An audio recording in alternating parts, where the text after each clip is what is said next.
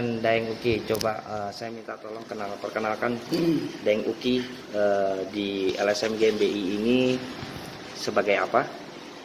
Ya, terima kasih Bang Hari.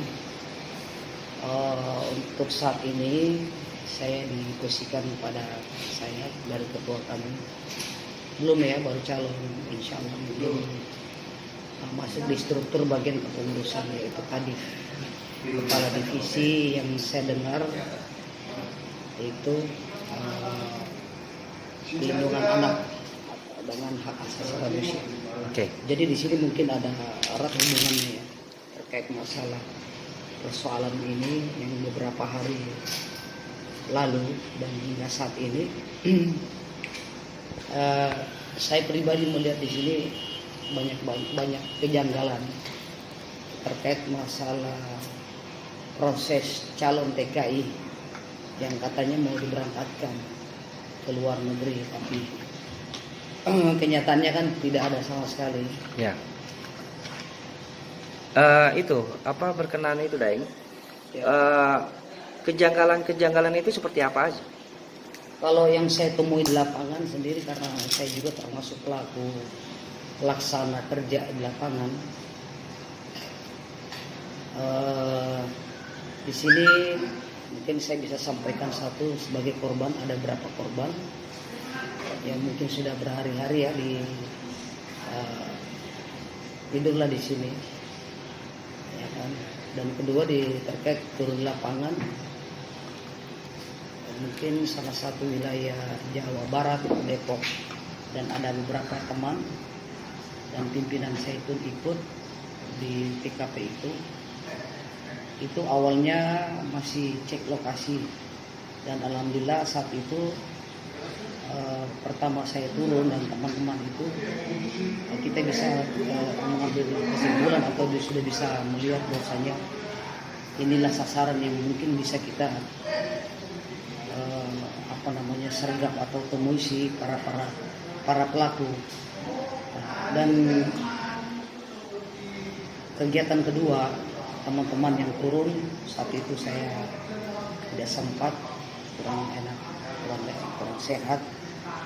Itu saya dengar dari teman-teman bahwasanya sudah ada tindakan bertemu langsung dengan korban ya, pelaku, dan diantaranya itu Bu Hera yang setahu saya Bu Hera ini adalah salah satu pengurus atau calo ya, yang di bahasa lapangan itu calo, pengurus kandidat atau calon TKI. Itu sudah kami ketemu dan sempat juga tadi interogasi. Dan kedua juga ada temannya juga, salah satu juga bagian dari itu calon juga yang namanya Bang Joko. Dan satu juga ada lagi satu yang dianggap ini adalah tingkatan daripada Ibu Hera ini. Pak Edi yang diposisikan sebagai direktur di perusahaan itu. Oke. Mungkin itu. Tadi saya lihat ada beberapa banyak korban. Pertama kalinya mungkin korban ada beberapa nilai-nilai nominal yang disebutkan. Itu bisa disebutkan berapa saja nominalnya? Nominal, mohon maaf, saya di sini belum begitu melihat jelas, tapi ya lumayan. Cukup tinggi. Ya sangatlah, bukan cukup tapi sangat tinggi. Bagi saya sangat tinggi Bang, karena kenapa?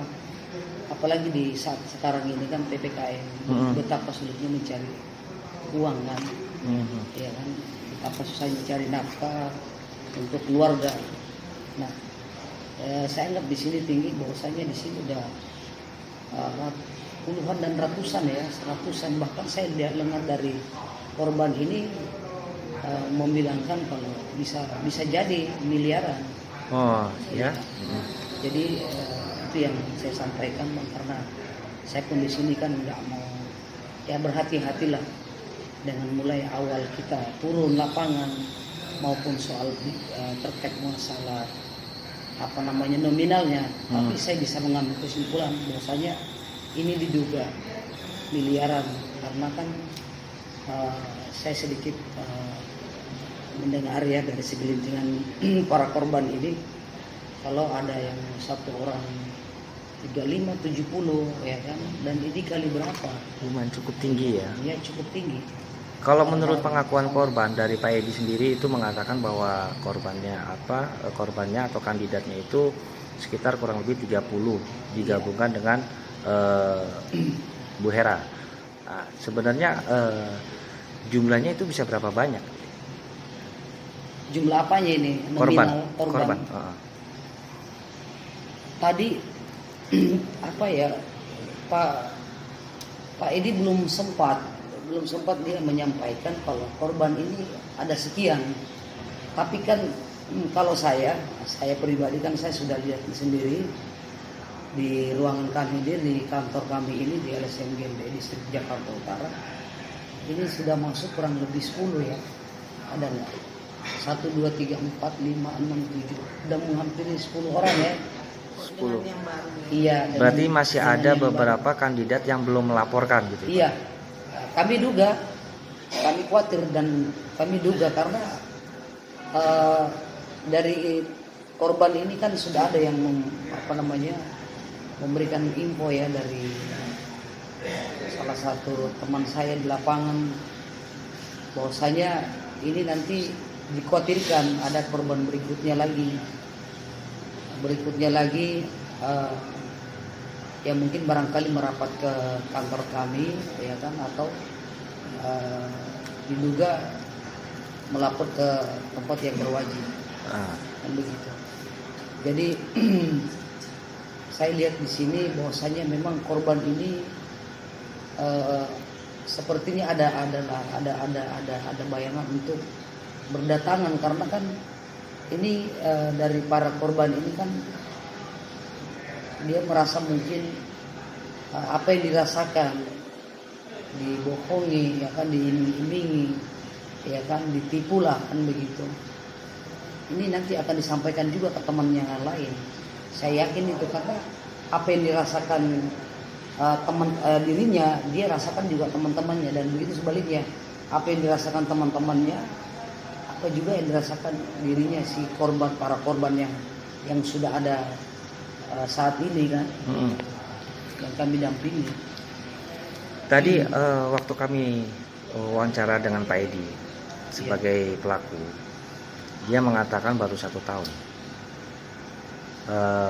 dan dia bertemu mungkin sekitar kurang lebih ada 1,5 tahun atau 2 tahun dengan Pak Reno, yang mengaku bahwa Pak Reno ini sebagai atasannya beliau. Nah, apakah benar perusahaan ini memang baru berjalan kurang lebih 1 tahun? Apakah dari pihak LSM sendiri sudah mengecek berapa lama, terus keabsahannya bagaimana? Iya, yang jelas mungkin endingnya seperti itu ya Bang. Karena kenapa? Kalau cara kerja kami di LSM GMB Distrik Jakarta Utara,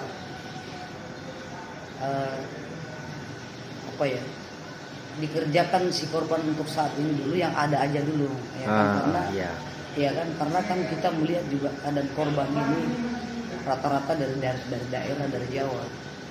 Jadi dan kedua di sini pun juga kan ada beberapa orang untuk melangkah ke hal PT-nya dia sah atau tidak, atau memang dia itu benar-benar ada izin lah ya dari instansi, itu belum mengarah ke sana Bang. Tapi mungkin akan ke sana karena ini memang kita tidak bisa biarkan. Kalau kita biarkan bahaya banyak. Kami nanti duga artinya ini nanti akan bisa terulang lagi kan begitu. Jadi sesuai dengan moto kami di LSM GMB Jakarta Utara, sekali melangkah ke depan pantang mundur. Jadi masalah kasus ya kan dalam arti pembelaan masyarakat bawah Indonesia ini ya insya Allah kita benar-benar karena bagian daripada dizolimi kan gitu. Yeah. Dizolimi ya kan, jadi kasihan kalau misalnya dibiarkan. Nah di luar dari itu persoalan masalah lamanya perusahaan itu tidaknya, ya kan, kami belum kami tidak mau tahu itu ya, kami tidak tahu itu. Yang jelas di sini sudah jelas-jelas sudah melakukan yang namanya tindak pidana. Ya, unsurnya sudah masuk. Unsurnya sudah masuk. Karena kan tidak masuk. Sudah masuk dalam kategori penipuan. Ya. Mungkin 378. Dan di sini juga mungkin saya juga bisa melihat bahwasanya ini bukan hanya 378 lagi, karena ini kan satu sudah merencanakan kan gitu. Adapun juga ini si Pak Edi ini, saya tadi sempat melihat kartu-kartunya, dia mengeluarkan dari dompetnya sendiri, dan saya menemukan di situ ada KTP ya, yang dipalsukan, sengaja dipalsukan. Berarti Pak Edi ini udah luar biasa.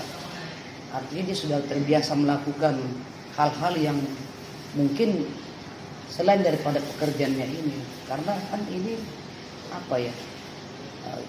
KTP ini kan salah satu identitas yang memang keasahan daripada identitas kita sebagai warga negara Indonesia, dan memang tidak boleh disalahgunakan untuk hal-hal yang lain, yang hal untuk membodohi masyarakat, yang menipu dan lain-lain.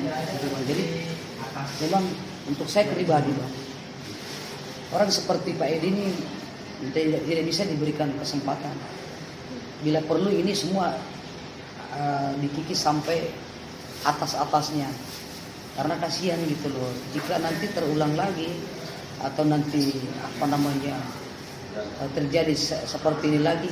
Coba ya kan, berapa masyarakat lah, apalagi di masyarakat yang kita lihat, masyarakat bawah yang benar-benar korban ini ya di luar daripada ya pemikiran di luar daripada pemikiran kita lah kan. Ya seperti dari daerah, dari Jawa, kasihan yang memang dia benar-benar optimis ya, antusias yang ingin berangkat kerja sebagai tenaga kerja Indonesia untuk keluar, yang sudah diiming-imingin mungkin gaji atau negara yang mungkin yang luar biasa gitu ya, yang negara yang memang kita memang tahu. Apalagi saat ini memang kondisi dengan kondisi corona, kritis lah ya, orang membutuhkan. Iya sangatlah. Dan ya korban ya, saya anggap di sini korban tidak salah lah kan, karena diiming-imingin kan gitu. Diimingin suatu pekerjaan yang mungkin dianggapnya itu gajinya besar, ya kan. Terus negara juga negara maju. Kejanggalannya juga karena sudah dijanjikan tanggal sekian, terus meleset sampai ada yang sampai beberapa bulan itu. Nah itulah biadabnya, kalau kata saya sangat biadab ya, karena ini di sini juga yang saya lihat tadi ada si ibu yang terakhir ini, Ibu Desi, kalau asal Ibu Desi. Iya, Bu Desi. Iya, dia memperlihatkan ke saya ada akuntansi 2 di situ, transaksi langsung. Jadi antara si korban Mbak Desi ini dengan si Pak Edi ini, salah satu direktur ya, direktur perusahaan ini untuk menguruskan kandidat ini untuk terbang. Dan di situ yang saya lihat, saya sudah foto tadi, akuntansi pertama itu bulan 5 tanggal 10 lebih ke atas lah, yaitu penyerahan pertama 25 juta, dan penyerahan kedua ada akuntansi berikutnya lagi itu bulan Juni, jadi 2 bulan dari itu ya kan. Nah ini luar biasa loh, luar biasa si Pak Edi ini ya kan, luar biasa. Dia begitu cepat gitu loh, cepat untuk meraih dengan sebanyak itu, dengan dengan secepat itu si korban ini percaya gitu loh. Makanya nggak habis pikir gitu, kok bisa gitu dengan iming-imingnya yang mungkin yang saya tadi sampaikan, bahwasanya iming-imingnya yang mungkin barangkali meyakinkan lagi bahwasanya Mbak harus tambah lagi ya kan, ada biaya-biaya beginilah begitulah ya kan. Dan dia memang tadi juga menyampaikan si korban ini bahwasanya pengiriman pembayaran yang terakhir 20 juta itu katanya untuk pisah paspor gitu loh, itu alasannya Pak Edi. Terus sikap dari Daeng terhadap para korban gimana? Maksudnya setelah mendengar, apalagi tadi ketika saya wawancara ada korban yang sampai dia menjaminkan sertifikatnya, terus ada yang juga sampai pinjam uang sampai ke bank, sedangkan sampai saat ini tidak diberangkatkan. Itu bagaimana sikap Mbak? Iya. Menurut penilaian Mbak Daeng sendiri? Iya. Jadi gini bang, itulah kan keyakinannya si para korban ini kan. Iya, jadi apa saja dia relakan untuk, iya kan, dia relakan untuk dirinya supaya para korban ini terbang, artinya berangkat untuk suatu negara dan dipekerjakan, kan begitu. Itu dengan harapannya ya? Dengan harapannya seperti itu. Tapi kan kenyataannya kan nol besar, ya kan? Ya kurang ajar kalau kata saya. Terus untuk sikap nanti ke depannya, harapan Daeng terhadap para korban atau para pekerja seperti apa? Apakah dengan kejadian ini mungkin tidak akan terulang lagi dan mungkin ada manfaat buat masyarakat ke depan, kesan-kesannya terus pesan-pesannya seperti apa? Iya, terima kasih bang. Jadi gini, kalau saya pribadi mewakili mungkin barangkali, mudah-mudahan tidak salah, dari lembaga, karena kami pun juga bagian dari aktivis ini, dan kita pun juga di sini kan bela negara, dan terus juga di sini pun kita betul-betul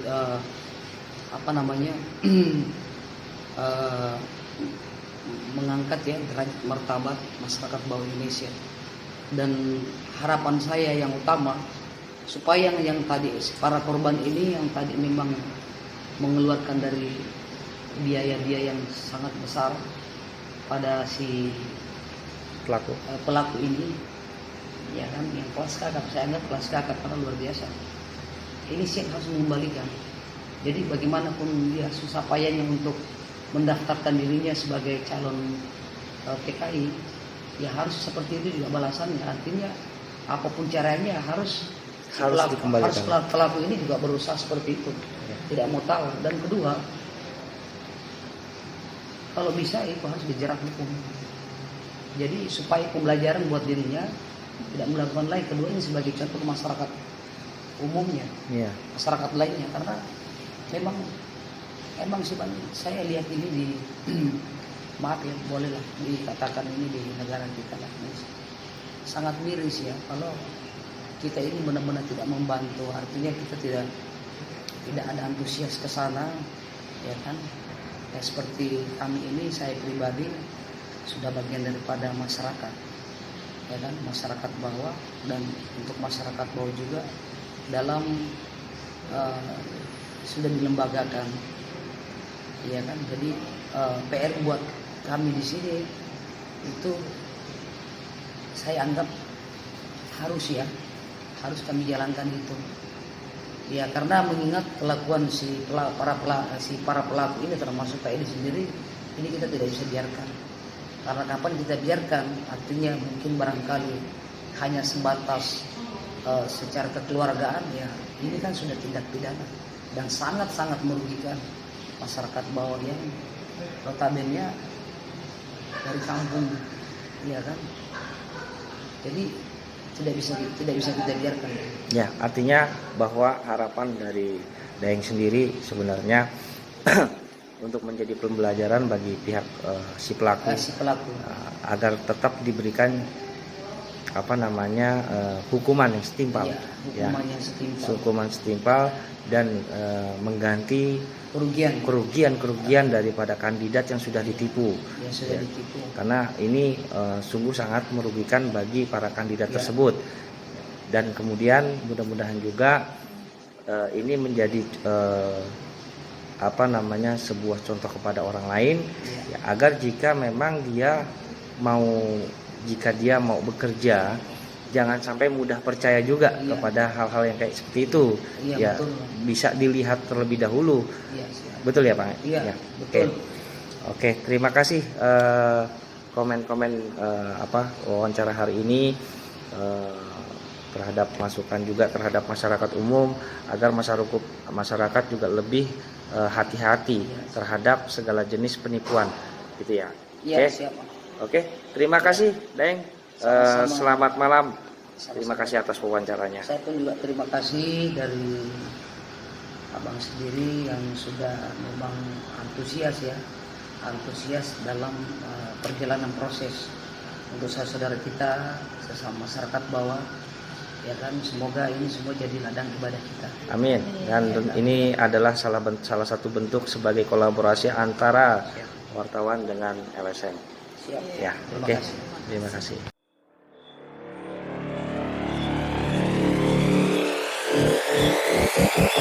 Thank you.